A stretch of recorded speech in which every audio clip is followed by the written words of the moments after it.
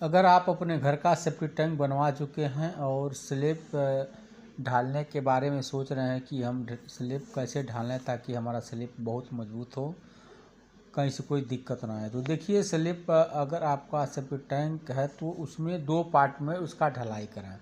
2 part में अगर ढलाई करते हैं तो आपका सेप्टिक टैंक का जो स्लैब होता है बहुत मजबूत होता है।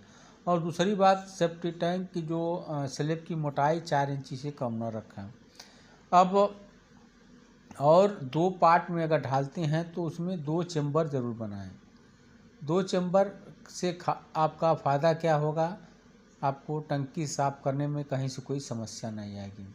तो जो पहला चेम्बर आप बनाते हैं तो पहला चेम्बर एक जहां आपके घर से लैट्रिन का पाइप आता है, जहां आपके सेप्टिक टैंक में गिरता है, आपका वहां होल होना चाहिए उसके सटीक पास में।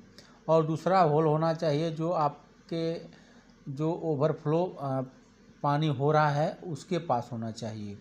उससे उसका आपका फ़ायदा क्या होगा, जैसे मान लीजिए आपका कभी सेप्टिक टैंक भर गया है, आपका कभी पाइप जाम चोक हो गया है, तो आप देख सकते हैं कि हमारे जो घर के अंदर से लैट्रिन आ रहा है तो हमारे सेप्टिक टैंक में गिर रहा है कि नहीं गिर रहा है, तो आप उस होल से देख सकते हैं।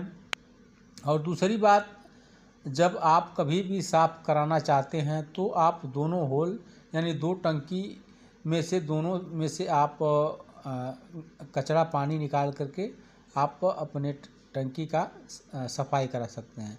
तो इससे आपका बहुत बड़ा फ़ायदा होगा 2 होल छोड़ने से, और आपको कभी सेप्टिक टैंक खराब होगा तो उसे साफ़ सुथरा करने में आराम होगा।